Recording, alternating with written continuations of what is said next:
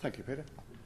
I think our title is Welfare Without the State, isn't it? That's the overarching theme of this evening. And I want to at least kick us off by looking at a very specific welfare state problem, and it's one that in almost every country in the OECD, almost every Western developed country, we've given up on, and we just say, well, the state has got to provide for this through dipping into taxpayers' pockets because we just can't get people to do it for themselves. And what I'm referring to is the problem of child support payments made by men in respect of children that they no longer live with, who are living with a woman that the man is no longer living with.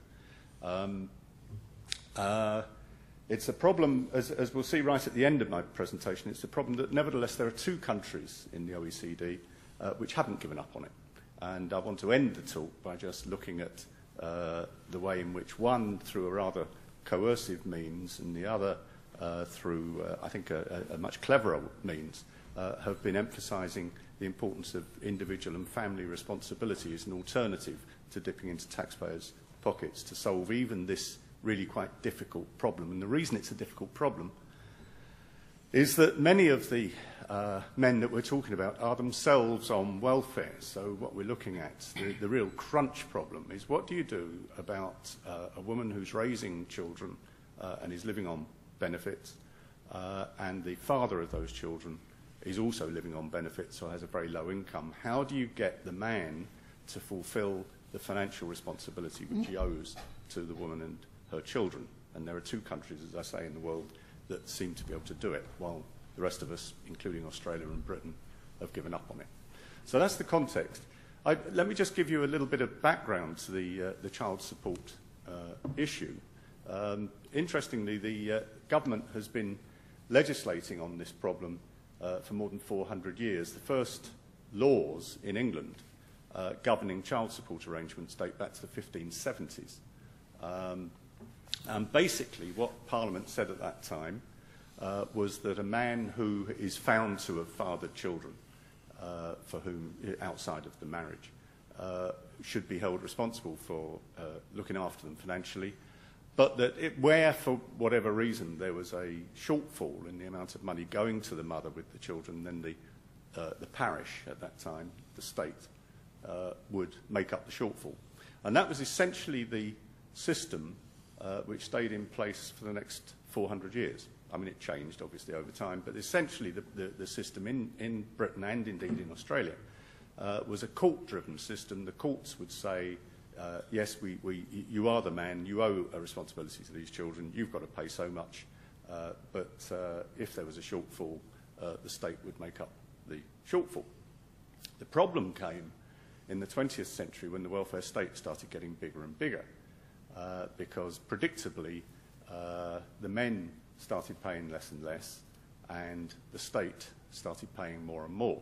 So by the time in Britain that Margaret Thatcher came to power in 1979, we had a situation where more than 3/4 of single mothers were reliant on welfare benefits for their income, and of that 3/4, only 22% got any payment at all in respect to their children from the fathers of those children. So most men were paying nothing and the taxpayers were paying everything. Now Thatcher, who if nothing else was a conviction politician driven by a keen sense of her notion of what is right and what is wrong, what is moral and what is bad, thought that this was immoral and unfair and wrong, and pushed strongly for a change in the system, which eventually came, and indeed Australia changed at around the same time too, away from a court system where the courts could have all this discretion about, well, the man hasn't got much money, so we won't ask him very much and the taxpayer picks up the difference, to a system, a bureaucratic system,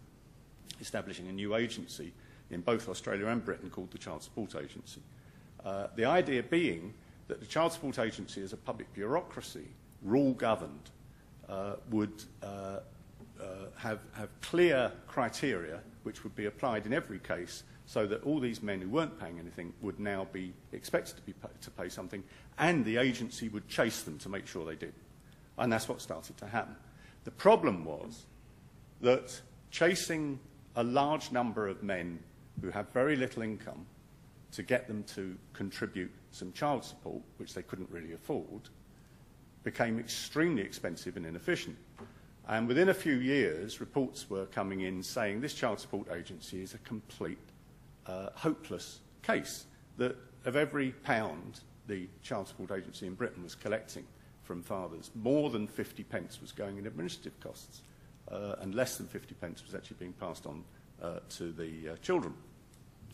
And what's happened, without going into detail, is over the last 10, 15 years, basically we've given up. It was too difficult, it was too expensive, it was too inefficient, and we've basically said, okay, we will now chase men who have money, but we won't bother chasing the men who don't, which anybody who's familiar with the notion of moral hazard will recognise as a classic moral hazard problem. The best example of that moral hazard problem in the flesh is my favourite Scotsman, a man called Jamie Cumming, who at the tender age of 34, living in Dundee, has managed to produce 15 different children with 12 different mothers, and 2 more are on the way. Indeed, this was at the end of last year, so those 2 more on the way have probably appeared by now. He was named by the British press as Britain's most feckless father. If you think that's appalling, what's really appalling is that Jamie pays a maximum of £5 a week, which is less than a packet of cigarettes, towards the upkeep of his 15 children, because that's all he's required to pay, because Jamie, of course, is himself on benefits. Now, this clearly is unsatisfactory, and I just want to pause for a couple of minutes and step back from this specific issue of child support and think about why it's unsatisfactory. And in discussion we can pick this up more if you like, but I'm used to, and I guess you're used to, the idea that the welfare state is an ethical system. It's a moral system because it provides help and assistance for vulnerable people who need help. And I think that's right.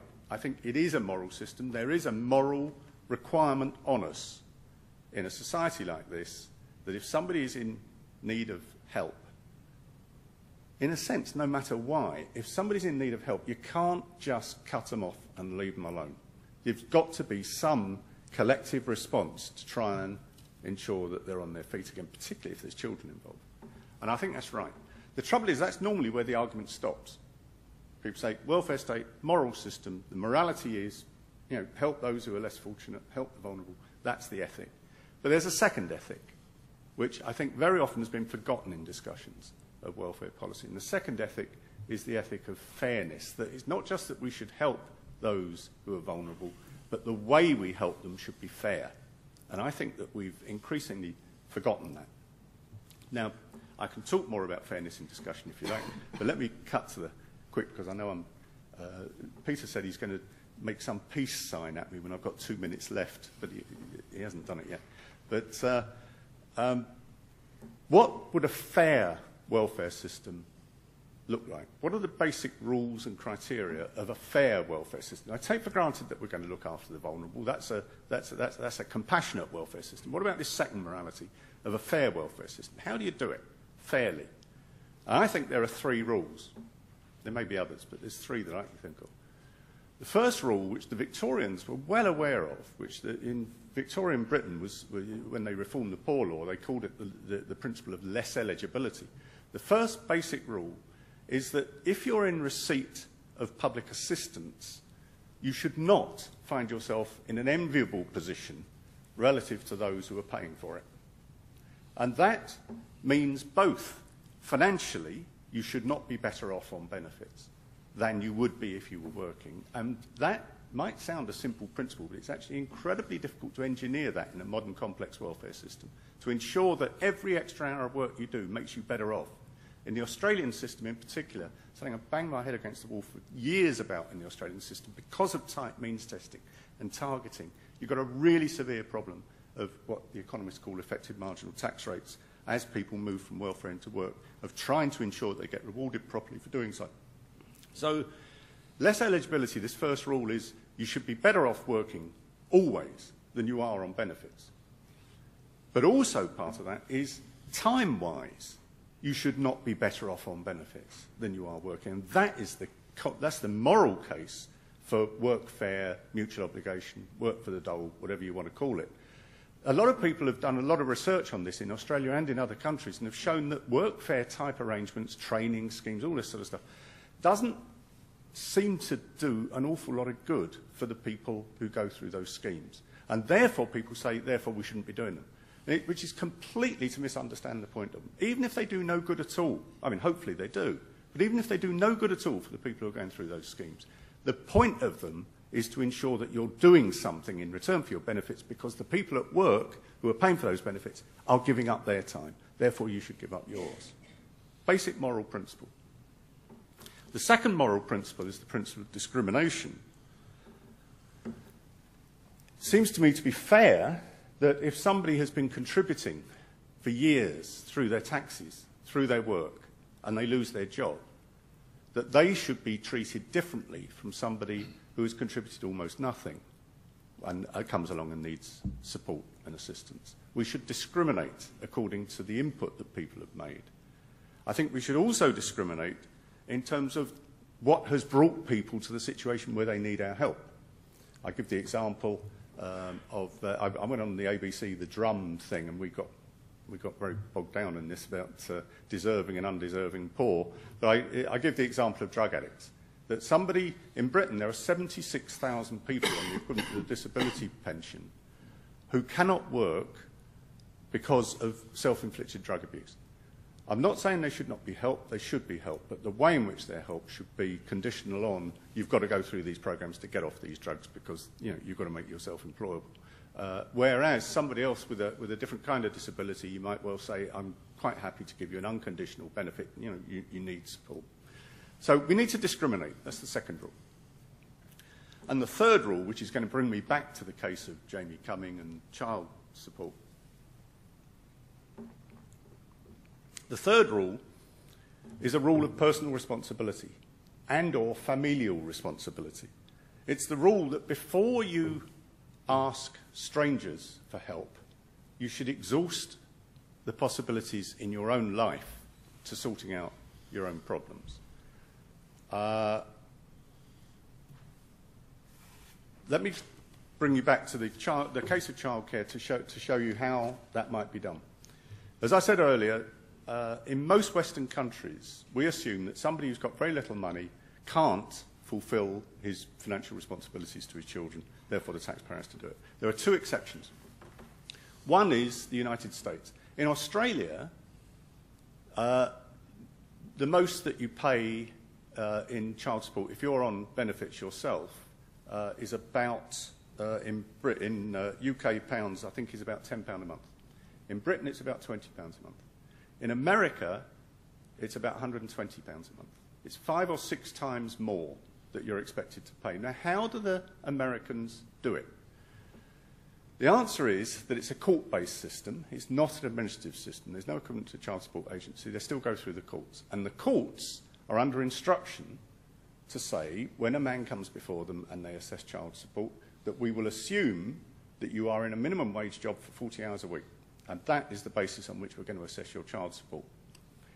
And the guy says, but hang on, Your Honour, I don't have a job. And the judge says, well, get one. And in many states says, actually, we've got a work programme going here. I direct you to join that work programme.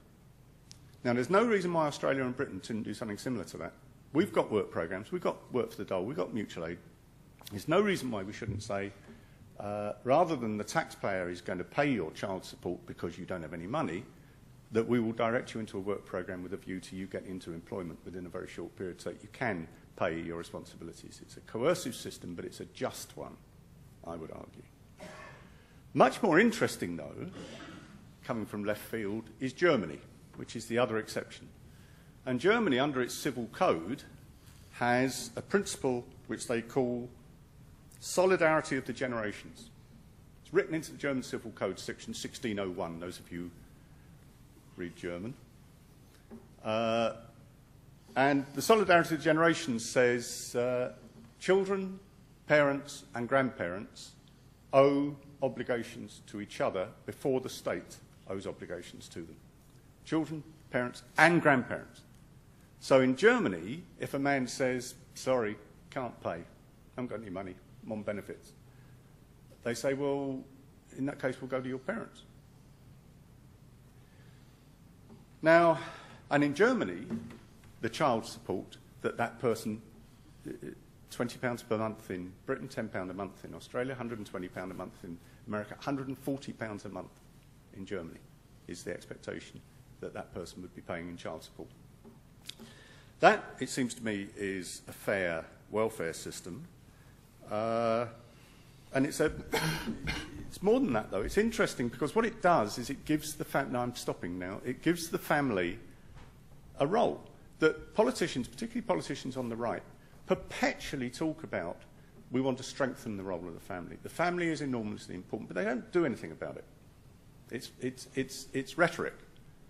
And the way in which you strengthen the family is you give it responsibilities. I think if we had that family solidarity rule in Britain and my son cleared off and wasn't paying his child support and the government came to me and said, well, sorry, you know, your son's not paying, you've got to pay. The first thing I'd do, I'd be round his house saying, you've got to go and get a job. We've got to sort this out. Come on, how are we going to do this? Because I'm not paying your child support. You've got to pay it.